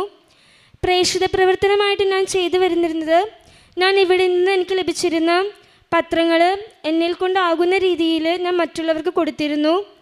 കൂടുതൽ ഞാൻ കൊടുത്തിരുന്നത് മറ്റ് അക്രൈസ്തവരായുള്ള ആളുകളിലേക്കാണ്. അധികമൊന്നും എനിക്ക് പ്രേക്ഷിത പ്രവർത്തനം എന്ന് ചെയ്യാനൊന്നും പറ്റിയിട്ടില്ല, എൻ്റെ വീട്ടിലെ സാഹചര്യങ്ങൾ കൊണ്ട് തന്നെ. കാരുണ്യപ്രവൃത്തികളായിട്ട് ചെയ്തു വരുന്നിരുന്നത്, ഞാൻ പൊതിച്ചോറിനുള്ള പണം കൊടുത്തിട്ടുണ്ട്. പിന്നെ ഞാൻ ഒരു നേഴ്സായതുകൊണ്ട് ഞാൻ കുറച്ച് നാൾ വർക്ക് ചെയ്തതുകൊണ്ടും എൻ്റെ മുൻപിൽ വരുന്ന രോഗികൾക്ക് എന്നെ കൊണ്ടാകുന്ന സഹായങ്ങളും നല്ല രീതിയിലുള്ള ശുശ്രൂഷ സർവീസ് ഞാൻ ചെയ്തിട്ടുണ്ട്. പിന്നെ ഒരു വൃദ്ധസദനത്തിന് അവർക്ക് ആവശ്യമായിട്ടുള്ള ഒരു നേരത്തെ ഭക്ഷണം അല്ലെങ്കിൽ ഒരു ദിവസത്തെ മുഴുവൻ ഭക്ഷണത്തിന് വേണ്ടിയുള്ള പൈസയൊക്കെ കൊടുത്തിട്ടുണ്ട്. ഇത്രയും തന്ന ദൈവത്തിനും മാതാവിനും അവിടുത്തെ തിരുക്കുമാരനും കോടാനുകൂടി. എൻ്റെ പേര് റീനു. ഞാൻ അങ്കമാലിക്ക് അടുത്ത് മറ്റൊരു സെൻറ്റ് ആനീസ് ഇടവകയിൽ നിന്നാണ് വരുന്നത്. ഞാൻ കൃപാസനത്തെ പറ്റി ആദ്യമായിട്ട് കേൾക്കുന്നത് യൂട്യൂബിലെ ഒരു 9 മാസമുള്ള കുട്ടിയുടെ രോഗസൗഖ്യം കണ്ടുകൊണ്ടാണ്. അതിനുശേഷം എൻ്റെ ഒരു ഫ്രണ്ട് ജിൻസി എന്ന് പറഞ്ഞൊരു ഫ്രണ്ട് ദുബായിൽ വർക്ക് ചെയ്യുന്നതാണ്. ആൾ കൃപാസനത്തിൻ്റെ പേജസ് ഫേസ്ബുക്കിൽ അപ്ലോഡ് ചെയ്യുന്നത് കണ്ടിട്ട് ആളോട് ചോദിച്ചാണ് കൂടുതൽ കൃപാസനം എന്താണെന്ന് ഞാൻ മനസ്സിലാക്കിയത്. അതിനുശേഷം കൃപാസനത്തിൽ ക്യാൻഡിൽ പ്രയേഴ്സ് ഇടുകയും റിട്രീറ്റ് കൂടുകയും പ്രത്യക്ഷീകരണ പ്രാർത്ഥനയിൽ പങ്കെടുക്കുകയും ഒക്കെ ചെയ്തിട്ടുണ്ട്. അതിനുശേഷം 2020 ഞാൻ ആദ്യമായിട്ട് ഓൺലൈൻ ഉടമ്പടി എടുക്കുന്നത്. അത് കഴിഞ്ഞ് ഇതുപോലെ ക്യാൻഡിൽ പ്രയേഴ്സും പ്രാർത്ഥനകളും ഒക്കെ ചെയ്യാറുണ്ടായിരുന്നു. 2023 ഏപ്രിലാണ് തീർത്ഥാടന ഉടമ്പടിയായിട്ട് എടുക്കുന്നത്. ഇപ്പോൾ എനിക്ക് പറയാനുള്ളത് 2 ആഴ്ച മുമ്പ് എനിക്കുണ്ടായ അത്ഭുതകരമായ ഒരു രക്ഷപ്പെടലിനെ കുറിച്ചാണ്. January 4, 2026 രാത്രി 12 മണിക്ക് ഞങ്ങൾ സഞ്ചരിച്ചിരുന്ന കാറ് അങ്കമാലിക്കടുത്ത് വേങ്ങൂർ എന്ന സ്ഥലത്ത് വെച്ചിട്ട് ഒരു ടൂറിസ്റ്റ് ബസ്സുമായി ഇടിക്കുകയും കാറ് തകരുകയും ഞങ്ങൾ 6 പേരാണ് അതിലുണ്ടായിരുന്നത്. ഞാനും ഹസ്ബൻഡും എൻ്റെ 3 മക്കളും ഹസ്ബൻഡിൻ്റെ അമ്മയാണ് ഉണ്ടായിരുന്നത്. എല്ലാവരും രാത്രി ആയതുകൊണ്ട് ചെറിയൊരു മയക്കത്തിലായിരുന്നു. 11:51 വരെ ഞാൻ കണ്ണു തുറന്നിരുന്നതാണ്. അതിനുശേഷം ഹസ്ബൻഡ് പതിവില്ലാത്ത പോലെ എൻ്റെ അടുത്ത് പറഞ്ഞു, നീ സീറ്റൊന്ന് ഇറക്കിയിട്ട് കണ്ണടച്ച് കുറച്ച് നേരം കിടന്നോളാൻ പറഞ്ഞു. ഞാൻ ആദ്യം ഇങ്ങനെ ഇരുന്നുവെങ്കിലും കുറച്ച് കഴിഞ്ഞപ്പോൾ ഞാൻ സീറ്റ് ഇറക്കിയിട്ട് ഞാൻ കണ്ണടച്ചു. ഇൻഡിക്കേറ്റർ ഇടുന്ന സൗണ്ട് കേട്ടായിരുന്നു. അതിന് ശേഷം എന്താ പെട്ടെന്ന് എനിക്ക് സംഭവിച്ചതെന്ന് അറിയില്ല. മാതാവ് എന്നെ മയക്കിയെന്നാണ് ഞാൻ വിശ്വസിക്കുന്നത്. പിന്നെ ഞാൻ എഴുന്നേൽക്കുന്നത് അതിഭയാനകമായൊരു സ്ഫോടന സൗണ്ട് കേട്ടാണ് ഞാൻ എഴുന്നേൽക്കുന്നത്. ഞാൻ നോക്കുമ്പോൾ ഈ ബസ് വന്നിട്ട് ഫ്രണ്ടിൽ വന്ന് പാഞ്ഞു വന്ന് ഇടിക്കണതാണ് ഞാൻ കണ്ടേ. ഒരു മല പോലെ എന്തോ വന്ന് ഫ്രണ്ടിൽ നിൽക്കണതായിട്ടാണ് എനിക്ക് ഫീൽ ചെയ്തത്. ആ സമയത്ത് ഞാൻ ഹസ്ബൻഡിനോട് എപ്പോഴും ഞാൻ പറയാറ് കാറിൽ കയറുമ്പോൾ ചൈൽഡ് ലോക്ക് ഇടണമെന്ന്. പെട്ടെന്ന് എൻ്റെ മനസ്സിലേക്ക് വന്നത് ഞാൻ അന്ന് പറഞ്ഞിട്ടില്ല. ഞാൻ എൻ്റെ മാതാവേ എന്ന് പറഞ്ഞ് വിളിക്കാൻ മാത്രമേ എനിക്ക് കഴിഞ്ഞുള്ളൂ. ഞാൻ അതിഭയങ്കരമായിട്ട് ഉച്ചത്തിൽ എൻ്റെ മാതാവേ എന്ന് വിളിച്ച് കരഞ്ഞപേക്ഷിച്ചു. ആ സമയത്ത് മാതാവ് അവിടെ ഇറങ്ങി വന്നു. ഞങ്ങൾക്ക് ആർക്കും ഒരു പോറൽ പോലും ഉണ്ടായില്ല. ആ വണ്ടി കിടക്കണ കണ്ടു കഴിഞ്ഞാൽ അതിൽ നിന്ന് എങ്ങനെ ഒരു പോറൽ പോലും ഒരു തുള്ളി ചോര പൊടിയാതെ ഇറങ്ങാൻ സാധിച്ചു എന്ന് അവിടെ കണ്ടു നിന്ന് ആർക്കും വിശ്വസിക്കാൻ പറ്റുന്നുണ്ടായിരുന്നില്ല. അങ്ങനെ ഞങ്ങളെല്ലാവരും LF ഹോസ്പിറ്റലിലേക്ക് പോയി. എനിക്ക് ചെസ്റ്റിൽ ചെറിയൊരു ഡിസ്കംഫർട്ട് ഉണ്ടായിരുന്നു. അവിടെ ചെന്ന് കഴിഞ്ഞ് CT സ്കാനും ഒക്കെ എടുത്തു. എല്ലാവരും എന്നെ ഭയങ്കര അത്ഭുതത്തോടു കൂടി നോക്കണം കണ്ടു. ആരിൽ നിന്ന് സംസാരിക്കണേ കണ്ടു. ഇത് കണ്ടപ്പോൾ എനിക്ക് എന്താണാവോ എന്തോ ഒരു പന്തികേട് ഫീൽ ചെയ്തായിരുന്നു. അതിനുശേഷം എൻ്റെ ഈ മോൾക്ക് എക്സ്റേ എടുത്ത് കഴിഞ്ഞപ്പോൾ നട്ടെല്ലിന് പൊട്ടലുണ്ടെന്ന് പറഞ്ഞു. ഞാൻ ആ സമയത്ത് ആ ബെഡിൽ കിടന്നിട്ട് എൻ്റെ ഉടമ്പടി കാശുരൂപം കയ്യിലെപ്പോഴും കഴുത്തിലെപ്പോഴും ഉണ്ടാകും. ആ കാശുരൂപം പിടിച്ച് ഞാൻ മാതാവിനോട് വിളിച്ചപേക്ഷിച്ചു, ഒന്നും തന്നെ ഉണ്ടാവരുതേ മാതാവേന്ന്. അവർ കൺഫർമേഷന് വേണ്ടിയിട്ട് CT സ്കാനിന് കൊച്ചിനെ കൊണ്ടുപോയി. CT സ്കാൻ്റെ റിസൾട്ട് വന്നപ്പോൾ എക്സ്റേയിൽ കണ്ട ആ ഒരു പൊട്ടൽ അവിടെ ഇല്ല. അങ്ങനെ മാതാവ് അനുഗ്രഹിച്ചു. അതിന് ശേഷം നെക്സ്റ്റ് ഡേ ഒത്തിരി പേര് വീട്ടിൽ വന്നു, ഒത്തിരി ആൾക്കാരുകൾ വന്നു നമ്മളെ കാണാനായിട്ട്. ആ സമയത്ത് എല്ലാവരും വളരെ അത്ഭുതമായിട്ടാണ് എന്നെ നോക്കണത്. ഞാനപ്പോൾ ഇത് എന്താണാവൂന്ന് വിചാരിച്ചു. അപ്പം ഞാനങ്ങനെ കാറിൻ്റെ ഫോട്ടോസ് എൻ്റെ ഉള്ളിൻ്റെ ഉള്ളിൽ പറയുക, നീ ഫോട്ടോസ് ഉണ്ടെങ്കിൽ ഒന്ന് കാണ് നോക്ക് എന്ന്. അങ്ങനെ ഞാൻ ഫോട്ടോ എടുത്തവരുടെ അടുത്തുനിന്ന് ഫോട്ടോ ചോദിച്ചു വാങ്ങിച്ചു. അങ്ങനെ വാങ്ങിച്ച് കഴിഞ്ഞപ്പോഴാണ് ഞാൻ കാണണത് വെറുതെ അല്ല എല്ലാവരും എന്നെ അത്ഭുതത്തോടു കൂടി നോക്കിയതെന്ന്. ഞാനിരുന്ന ആ സൈഡാണ് തകർന്നു പോയേക്കണേ. എൻ്റെ ആ സൈഡ് ഡോറില്ല. എനിക്കറിഞ്ഞൂടാ ഞാൻ എങ്ങനെ അതിൽ ഒരു അനക്കവും തട്ടാണ്ടിരുന്നു എന്ന് എനിക്കറിഞ്ഞൂടാ. എൻ്റെ മാതാവും ഈശോ വന്ന് അവിടെ പിടിച്ചതാണ്. ഞങ്ങളുടെ ആരുടെയും ശരീരത്തിൽ നിന്ന് ഒരു തുള്ളി, എൻ്റെ ബോഡി ഫുൾ ചില്ലായിരുന്നു, ഒരു തുള്ളി ചോര പോലും പൊടിഞ്ഞിട്ടുണ്ടായിരുന്നില്ല. ഹസ്ബൻഡിൻ്റെ ഷർട്ടിൻ്റെ കോളറിൽ 2 ഡ്രോപ്പ് ബ്ലഡ് തെറിച്ചതായിട്ട് കണ്ടായിരുന്നു. അപ്പം ഹസ്ബൻഡും അന്വേഷിച്ച് കിടക്കായിരുന്നു ഇതെവിടെ നിന്ന് ബ്ലഡ് വന്നു എന്ന്. എങ്ങും ആരുടെ മേത്തും ബ്ലഡില്ല. ഞാൻ ഇന്ന് ഉറച്ച് വിശ്വസിക്കുന്നു, ഞാനിവിടെ നവംബർ 5-ാം തീയതി ഉടമ്പടി പുതുക്കാൻ വന്നു കഴിഞ്ഞപ്പോൾ 6 നിയോഗങ്ങളും എഴുതി കുറേ നേരം വെറുതെ ഇരുന്നു. 512ാമത്തെ ടോക്കണായിരുന്നു കിട്ടിയത്. ആ ലാസ്റ്റ് നിമിഷം 512 വിളിക്കണതിൻ്റെ ഒരു 5 മിനിറ്റ് മുമ്പ് ഞാൻ അതിൻ്റെ അടിയിൽ എഴുതി, അങ്ങേ തിരുക്കുമാരൻ്റെ തിരുരക്തത്തിൻ്റെ സംരക്ഷണവും പരിശുദ്ധ അമ്മയുടെ നീലമേലങ്കിയുടെ സംരക്ഷണവും എനിക്കും എൻ്റെ കുടുംബത്തിനും ഉറപ്പാക്കണമെന്ന്. ആ ഒരു ഉറപ്പാണ് അവിടെ മാതാവ് ഞങ്ങൾക്ക് തന്നത്. ഞാൻ ഇന്ന് വിശ്വസിക്കുന്നു ആളുടെ ഷർട്ടിൽ കണ്ട ബ്ലഡ് ഈശോയുടെ തിരു രക്തമാണെന്ന് ഞാൻ ഇന്ന് വിശ്വസിക്കുകയാണ്. അത് ഇന്നും എവിടെ നിന്നാന്ന് ഞങ്ങൾക്ക് അറിഞ്ഞൂടാ. ആരുടെ മേലും പൊട്ടിയിട്ടില്ല, ഒരു പോറലുമില്ല, ആർക്കും ഒരു കുഴപ്പവുമില്ല.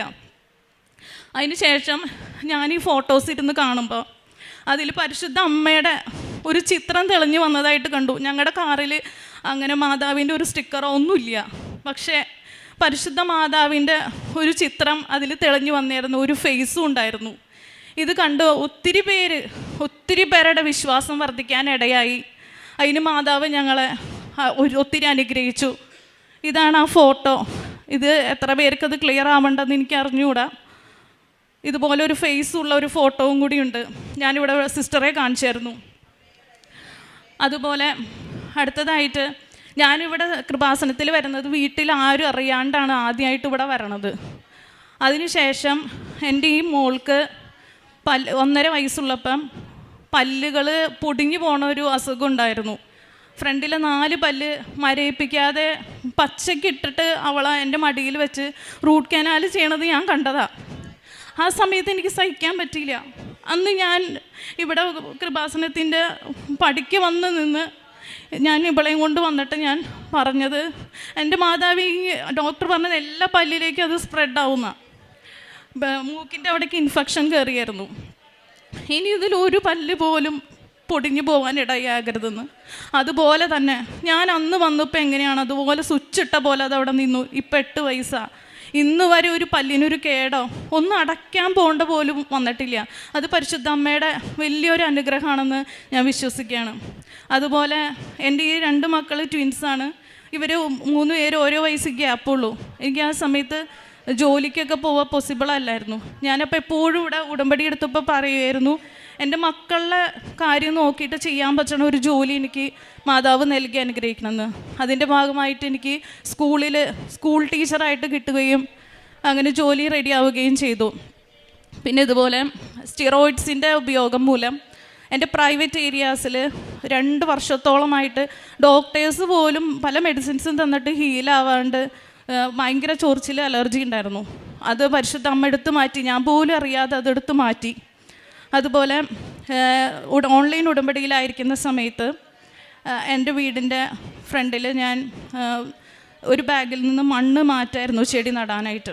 ആ സമയത്ത് എല്ലാ മണ്ണും ഞാൻ വാരി ലാസ്റ്റ് ഒരു കൈ മണ്ണ് മാത്രമേ ബാക്കി നിൽക്കേ. ഞാനത് കുനിഞ്ഞെടുക്കാൻ പോകുമ്പോൾ എൻ്റെ തലയ്ക്ക് എന്തോ ഒരു പ്രഷർ വന്നടിക്കണ പോലെ തോന്നി. ഞാനൊരു കാലും കൊണ്ട് ആ മണ്ണ് ചവിട്ടി. ഇപ്പം അതിൻ്റെ ഉള്ളിൽ ഒരു പഴയ ബാഗിൻ്റെ വള്ളി പോലെ എന്തോ ചുരുണ്ട് കിടക്കുന്നത് കണ്ടു. ഞാനത് എൻ്റെ കാലും കൊണ്ട് ഒരു ചവിട്ടി, പിന്നെയും ഒരു ചവിട്ടി. അത് രണ്ടാമത്തെ ചവിട്ടിലാണത് ഇഴഞ്ഞ് നീങ്ങണമെന്ന് ഞാൻ കണ്ടത്. അത് നമ്മുടെ ഇവിടെ 4 ഇനം വിഷമുള്ള പാമ്പുകളിൽ വെച്ച് ഏറ്റവും വിഷമുള്ള ശംഖുവരയൻ എന്ന ഇനത്തിൽപ്പെട്ട ഒരു പാമ്പായിരുന്നു. അത് ഒന്ന് തൊടുപോലും ചെയ്തില്ല. അന്ന് എൻ്റെ ഈ മോൾക്ക് 3.5 വയസ്സുള്ളൂ. കൊച്ചന്ന് പറയാം മാതാവിൻ്റെ രൂപത്തിലേക്ക് നോക്കിയിട്ട്, അമ്മ മാതാവിൻ്റെ കാലിൻ്റെ കീഴിൽ ഒരു പാമ്പിനെ ചവിട്ടി പിടിച്ചേക്കുന്ന കണ്ടോ, അതുപോലെയാണ് അമ്മ അവിടെ നിൽക്കണ കണ്ടപ്പോൾ എനിക്ക് തോന്നിയെന്ന് അവൾ പറഞ്ഞു. അതൊക്കെ മാതാവിൻ്റെ സംരക്ഷണം. ഞാൻ ഒരുപക്ഷെ എൻ്റെ കൈ കൊണ്ട് വാരിയെങ്കിൽ അതൊന്നും ആയിരിക്കില്ല. എൻ്റെ മാതാവാണ് അതങ്ങനെ ചെയ്യാനായിട്ട് എനിക്ക് തോന്നിയത്. അതുപോലെ ഒത്തിരി ചെറുതും വലുതുമായിട്ട് ഒരുപാട് അനുഗ്രഹങ്ങൾ മാതാവ് നടത്തി തന്നിട്ടുണ്ട്. അതുപോലെ പ്രേക്ഷിത പ്രവർത്തനമായിട്ടും കാരുണ്യ പ്രവർത്തികളായിട്ടും അനാഥാലയത്തിൽ ഒരു ദിവസത്തേക്കുള്ള ഭക്ഷണം കൊടുക്കാനുള്ള സംഭാവനകൾ കൊടുക്കാൻ സാധിച്ചിട്ടുണ്ട്. ഞാനെപ്പോഴും പത്രം കൊടുത്തു കഴിഞ്ഞാൽ എനിക്ക് അറിയുന്നവരിലേക്ക് മാത്രമേ ഞാൻ കൊടുക്കാൻ ശ്രമിക്കാറുള്ളൂ. കഴിഞ്ഞ പ്രാവശ്യം വന്നു കഴിഞ്ഞപ്പം എനിക്ക് പരിചയമില്ലാത്ത ഒത്തിരി പേരിലേക്ക്, പ്രത്യേകിച്ച് നോൺ കാത്തലിക് ആയിട്ടുള്ള ഒത്തിരി പേരിലേക്ക് അത് എത്തിക്കാൻ സാധിച്ചു. ഒരെണ്ണം പോലും ഇല്ലാതെ ഒക്കെ തീർന്നു പോയി, തികഞ്ഞില്ല എന്ന് പറയാം സത്യത്തിൽ. അതുപോലെ പ്രാർത്ഥനാ സഹായം വേണ്ടവർക്ക് അത് ചെയ്തു കൊടുക്കാറുണ്ട്. ഉടമ്പടി വസ്തുക്കൾ രോഗികളായിട്ടുള്ളവർക്ക് എത്തിച്ചു കൊടുക്കാറുണ്ട്. എൻ്റെ ഒരു ഫ്രണ്ട് പവിത എന്ന് പറഞ്ഞ ഒരു ഫ്രണ്ടിന് ഗുരുതരമായ ഒരു ബുദ്ധിമുട്ടുണ്ടായി. ഞാൻ വീട്ടിൽ ഉടമ്പടി വസ്തുക്കൾ കൊണ്ട് കൊടുക്കുകയും ആളിവിടെ വന്ന് ഉടമ്പടി എടുക്കുകയും അതിൻ്റെ ഭാഗമായി രോഗസൗഖ്യം ഉണ്ടാവുകയും ചെയ്തു. ആളത് ഇവിടെ വന്ന് സാക്ഷ്യപ്പെടുത്തുന്നതാണ്. പിന്നെ അതുപോലെ എൻ്റെ സിസ്റ്ററിലോ ഓൾറെഡി ഇവിടെ വന്ന് സാക്ഷ്യപ്പെടുത്തിയതാണ്. അങ്ങനെ ഒത്തിരി പേര് എന്നിലൂടെ കൃപാസനത്തിനെ പറ്റി പറയുവാനും ഇവിടെ ഒന്ന് ഉടമ്പടി എടുക്കാനും ഒത്തിരി സാധിച്ചിട്ടുണ്ട്. പിന്നെ ബൈബിൾ അരമണിക്കൂർ ഒന്നും ഞാൻ ആദ്യം വായിക്കുന്നല്ലാതെ അരമണിക്കൂറൊന്നും ഇരുന്ന് വായിക്കാറുണ്ടായില്ല. ഇപ്പം കൃത്യമായിട്ട് അങ്ങനെ ഒരു അനുഗ്രഹം ഉടമ്പടിയിലൂടെ എനിക്ക് നൽകി. അതുപോലെ എൻ്റെ മക്കളെ ഞാനങ്ങനെ വചനമൊന്നും പഠിപ്പിക്കാറുണ്ടായില്ല. പക്ഷേ ഇപ്പം എനിക്ക് ഒത്തിരി വചനങ്ങൾ എന്നും പുറത്തേക്ക് ഇറങ്ങുമ്പോഴും സ്കൂളിലേക്ക് പോകുമ്പോഴും വചനം ചൊല്ലിച്ചേട്ടാ ഞാൻ ഇറക്കാറുള്ളൂ. ഈ ആക്സിഡൻറ്റ് ഉണ്ടാവണ അന്നും ഞങ്ങൾ സങ്കീർത്തനം 17:8 എപ്പോഴും ചൊല്ലിച്ചേട്ടാ ഞാൻ ഇറക്കാറുള്ളൂ വരെ. കണ്ണിൻ്റെ കൃഷ്ണമണി പോലെ ഞങ്ങളെ കാത്തുകൊള്ളണമേ, അങ്ങയുടെ ചിറകിഴിഞ്ഞെങ്കിൽ ഞങ്ങളെ മറക്കണമേ എന്ന വചനം ചൊല്ലിയിട്ടാണ് ഞങ്ങൾ അന്ന് അവിടെ നിന്ന് ഇറങ്ങിയത്. അതുപോലെ തന്നെ ഈശോ മാതാവും ഞങ്ങളെ ചേർത്ത് പിടിച്ചു. അങ്ങനെ ഒത്തിരി അനുഗ്രഹങ്ങളും പ്രത്യക്ഷീകരണത്തിന് സാക്ഷിയായി ഈ ആൾത്താരയിൽ വന്ന് നിന്ന് സാക്ഷ്യം പറയാൻ അനുവദിച്ചതിനും ഈശോയ്ക്കും മാതാവിനും 1000 കോടാനുകോടി. എന്നെ അമ്മയുടെ പ്രത്യക്ഷീകരണത്തിന് കാരണമാക്കിയതിന് എൻ്റെ ഈശോയിനോടും മാതാവിനോടും നന്ദി പറയുന്നു. എൻ്റെ പേര് ജോണിത്ത. ഞാൻ അബുദാബിയിൽ നിന്ന് വരുന്നു. ഞങ്ങൾ സെയിൻറ്റ് പോൾസ് ഇടവകയിൽ നിന്ന് വരുന്നു. ഉടമ്പടിനെ പറ്റി എനിക്കെൻ്റെ മമ്മി വഴിയാണ് അറിയാൻ പറ്റുന്നത്. കൃപാസനെ പറ്റിയും ഞാൻ 2024 എൻ്റെ ജോലിയിൽ വന്ന കുറച്ച് സ്ട്രെസ്സും പ്രഷറും കാരണമാണ് ഞാൻ ഉടമ്പടിയിലേക്ക് അല്ലെങ്കിൽ കൃപാസനത്തിനെ പറ്റി കൂടുതൽ അറിയാനും അതിലേക്ക് വരുവാനും കാരണമായത്. ഓഗസ്റ്റ് 2024 ഞാൻ ഇവിടെ വന്നിരുന്നു. എൻ്റെ മമ്മിയുടെ നിർബന്ധ കാരണം മാത്രം ഞാനിവിടെ വന്നു. ഒത്തിരി നാളായിരുന്നു ഞാൻ കുമ്പസാരിച്ചിട്ട്. അങ്ങനെ ഇവിടെ വന്ന് ഞാൻ കുമ്പസാരിച്ചു. ഇവിടെ വന്ന് ഇറങ്ങുമ്പം എനിക്ക് ഭയങ്കര ഒരു സമാധാനവും ആശ്വാസവും ഒക്കെ എനിക്ക് കിട്ടിയിരുന്നു. അങ്ങനെ ഞാൻ വെക്കേഷൻ കഴിഞ്ഞ് തിരിച്ചു പോയി. സെപ്റ്റംബർ തൊട്ട് എനിക്ക് ആ സെയിം സ്ട്രെസ് ലെവല്, എനിക്ക് ഉറങ്ങാൻ പറ്റുന്നില്ല. അതായിരുന്നു എൻ്റെ ഏറ്റവും വലിയൊരു ഇഷ്യൂ. അങ്ങനെ ഞാൻ ഒക്ടോബർ 2024 20th ഓൺലൈൻ ഉടമ്പടി എടുത്തു. എനിക്ക് ഉറങ്ങാൻ വേണ്ടിയായിരുന്നു ഞാൻ ആ ഉടമ്പടി എടുത്തിരുന്നത് മെയിൻലി.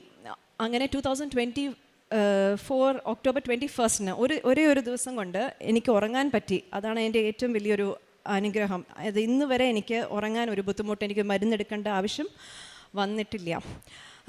അങ്ങനെ കണ്ടിന്യൂ ചെയ്യുമ്പം എനിക്കെങ്ങനെയെങ്കിലും എൻ്റെ ഇപ്പോഴത്തെ കറൻറ്റ് ജോബ് ഒന്ന് മാറണം. ബിക്കോസ് എനിക്ക് ആ സ്ട്രെസ് ഹാൻഡിൽ ചെയ്യാൻ പറ്റുന്നില്ല. എൻ്റെ മാനേജർ എനിക്ക് തരുന്ന ആ ഒരു സ്ട്രെസ് എനിക്ക് മാനേജ് ചെയ്യാൻ പറ്റാതെ ഇങ്ങനെ ഇരിക്കുമ്പോഴാണ് എൻ്റെ ഹസ്ബൻഡ് പറഞ്ഞു, നമുക്ക് എന്തുകൊണ്ട് ലൊക്കേഷനെ പറ്റി ചിന്തിച്ചുകൂടാ, ഒരു മൈഗ്രേഷനെ പറ്റി ചിന്തിച്ചുകൂടാ. അങ്ങനെ ഇരിക്കെ നമ്മൾ ഓർത്തു എന്നാൽ ഓസ്ട്രേലിയ നോക്കാം എന്നിങ്ങനെ വിചാരിച്ചു. അങ്ങനെ അതിന് ക്യാപ്സ് എക്സാം എഴുതണം. അത് ക്ലിയർ ചെയ്യണമെങ്കിൽ നല്ല പാടാണ്. അതിനെപ്പോലെ ഞാൻ ഒത്തിരി നാളായി കോളേജെല്ലാം കഴിഞ്ഞിട്ട്. അപ്പോൾ എനിക്ക് പഠിക്കാനുള്ള ആ ഒരു ഇതുമില്ല. അത് ഹാൻഡിൽ ചെയ്യേണ്ട എങ്ങനെയാണെന്നും എനിക്ക് അറിഞ്ഞുകൂടാ. അങ്ങനെ ഞാൻ ഒരു തവണ എഴുതി. അത് ഞാൻ ഉടമ്പടിക്ക് മുമ്പാണ് ഓൺലൈൻ ഉടമ്പടി എടുക്കുന്നതിന് മുമ്പാണ് ഞാൻ ആ എക്സാം എഴുതിയത്. അപ്പോൾ എൻ്റെ മമ്മി പറഞ്ഞു, ഒന്ന് കൃപാസന മാതാവിനോടൊന്ന് പ്രാർത്ഥിക്കുക. പക്ഷെ ഞാനത് അങ്ങനെ വലിയ കാര്യമാക്കിയില്ല. ആ എക്സാം ഞാൻ നന്നായിട്ട് അവിടെ പോയി എഴുതി, പക്ഷേ ഞാനത് ഫെയിൽ ആവുകയും ചെയ്തു. അങ്ങനെ ഓൺലൈൻ ഉടമ്പടി 20th October 2024 എടുത്ത് ഒരു മാസം കഴിഞ്ഞപ്പോൾ എനിക്ക് ഡേറ്റ് കിട്ടി ക്യാപ്സ് എക്സാം എഴുതാൻ. അവിടെ ഞാൻ ചെന്നു, എക്സാം എഴുതാൻ ഇരുന്നു. സെയിം പ്രിപ്പറേഷൻ, വലിയതായിട്ടൊന്നും എനിക്ക് പ്രിപ്പയർ ചെയ്യാൻ അറിയത്തില്ല, അങ്ങനെ ഓർമ്മയിൽ ഇരിക്കത്തില്ല, അതാണ് ഇഷ്യൂ. അങ്ങനെ എക്സാമിനവിടെ പോയി ഇരുന്നു. ഉടമ്പടി ഉപ്പും തൈലവും ഒക്കെ മമ്മി കാശിരൂപം തന്നിട്ടുണ്ടായിരുന്നു എൻ്റെ കയ്യിൽ. അത് ഞാൻ മുറുക്കെ പിടിച്ച് ഞാൻ എക്സാം എഴുതാൻ സ്റ്റാർട്ട് ചെയ്തു. എനിക്ക് ആ എക്സാമിനെ കണ്ടപ്പോൾ എനിക്ക് ഒന്നും ഓർമ്മ കിട്ടുന്നില്ലായിരുന്നു. ഞാൻ ഓർത്തു, ഇനി ഇത് പോയി കഴിഞ്ഞാൽ ഇനി സിലബസ് മാറുകയാണ്, ഇനി ഞാൻ എന്താ ചെയ്യുക, ഇത് എൻ്റെ ലാസ്റ്റ് ചാൻസാണ്. ബിക്കോസ് എനിക്ക് എങ്ങനെയായാലും എനിക്കിവിടെ ഇനി വർക്ക് ചെയ്യണ്ട. അപ്പം എൻ്റെ ഒരു ഓപ്ഷനാണിത്. അപ്പം ഞാൻ മാതാവിൻ്റെ കാശിരൂപം മുറുക്കെ പിടിച്ചിട്ട് പറഞ്ഞു, മാതാവേ, എനിക്ക് എങ്ങനെയെങ്കിലും എൻ്റെ ഈ എക്സാം ഒന്ന് ജയിപ്പിക്കണം, എനിക്ക് ഈ ക്വസ്റ്റ്യൻ ആൻസേഴ്സ് ഒന്നും അറിഞ്ഞുകൂടാ, അതെല്ലാം എനിക്ക് ഉത്തരം കറക്റ്റായിട്ട് പറഞ്ഞു തരണമെന്ന് പറഞ്ഞു. അങ്ങനെ ഞാൻ സ്ക്രീനിലോട്ട് നോക്കുമ്പോൾ എനിക്ക് എൻ്റെ ഇങ്ങനെ ഒന്ന് എനിക്ക് തോന്നി, മാതാവിനെ എനിക്ക് ആ സ്ക്രീനിൽ കണ്ടതുപോലെ തോന്നി. എന്നിട്ട് ഞാൻ ഭയങ്കരമായിട്ട് ഒരു കൂൾ ഇഫക്റ്റ് എൻ്റെ ബോഡിയിൽ വന്നു. പിന്നെ ഞാൻ എന്താ എഴുതിയെന്ന് എനിക്ക് ഒരു ഓർമ്മയില്ല. ഞാൻ എഴുതി. എക്സാം കഴിഞ്ഞു. ടഫാണോ ചോദിച്ചാൽ എനിക്ക് അറിഞ്ഞുകൂടാ. ഞാൻ 10 ദിവസം എടുക്കും റിസൾട്ട് വരാൻ. ഞാൻ പ്രാർത്ഥിച്ചു. അപ്പം എൻ്റെ മനസ്സിൽ തോന്നിച്ചു, ഞാൻ എന്തായാലും സ്ക്രീനിൽ മാതാവിനെ കണ്ടതല്ലേ, അപ്പം എൻ്റെ മാതാവ് എൻ്റെ കൂടെ ഉണ്ടെന്നല്ലേ എൻ്റെ അർത്ഥം.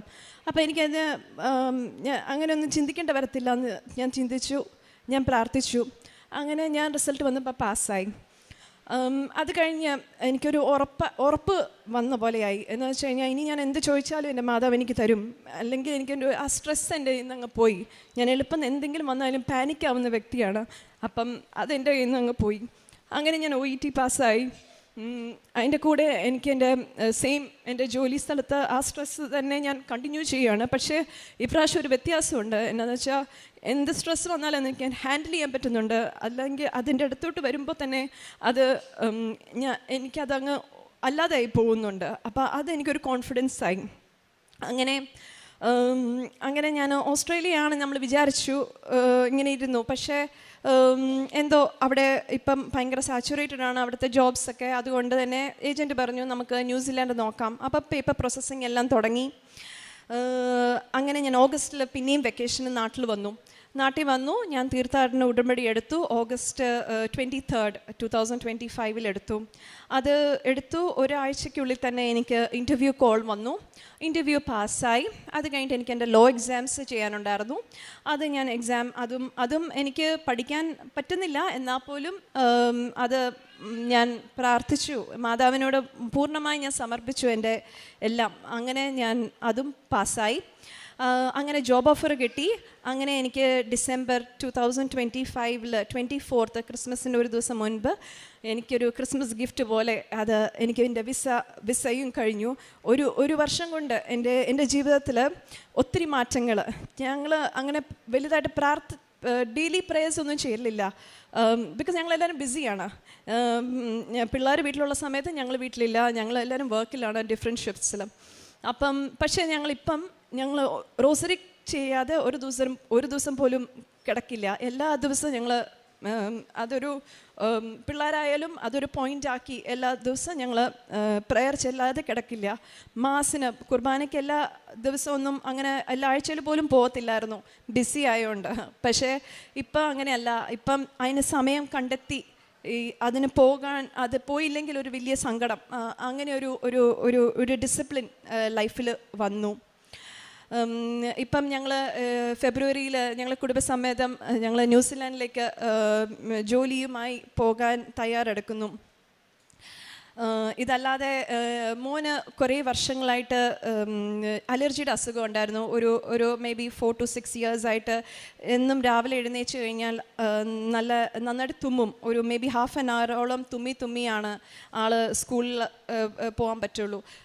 അപ്പം ഒരു ദിവസം എൻ്റെ മമ്മി എന്നോട് പറഞ്ഞു, നമ്മുടെ കയ്യിൽ ഉടമ്പടി തൈലമുണ്ടല്ലോ, ഒന്ന് അവൻ്റെ മൂക്കിലൊന്ന് വെച്ചിട്ട് അവനോടും കൂടെ ഇരുന്ന് പ്രാർത്ഥിക്കാൻ പറ എന്ന് പറഞ്ഞു. അങ്ങനെ ഞങ്ങൾ ഒരു ദിവസം ജസ്റ്റ് ഒന്ന് തേച്ചു, പ്രാർത്ഥിച്ചു. അങ്ങനെ 2-3 ദിവസം ചെയ്ത് കഴിഞ്ഞ ഉടനെ തന്നെ ഞങ്ങൾക്ക് ഇപ്പം കഴിഞ്ഞ 2 മാസമായിട്ട് അവനൊരു തുമ്മലും ഇല്ല. അവന് ഒരു ഇച്ചിരി പോലും അലർജിയുടെ ഒരു സിംറ്റം പോലും കാണുന്നില്ല.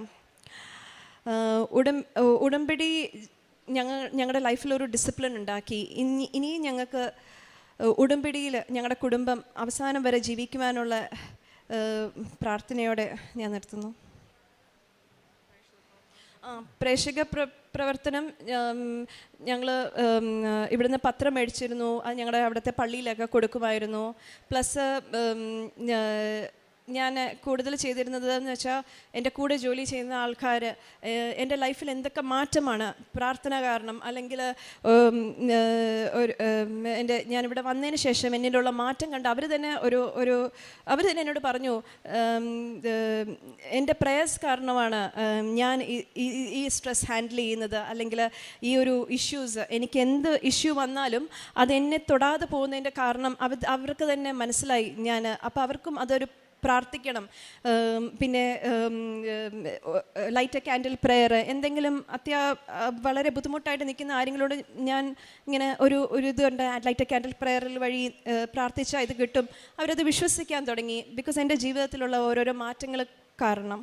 പിന്നെ അമ്മ മാതാവിനും ഈശോയ്ക്കും ഞങ്ങളുടെ ജീവിതത്തിൽ തന്ന എല്ലാ അനുഗ്രഹങ്ങൾക്കും ഞങ്ങൾ നന്ദി പറയുന്നു.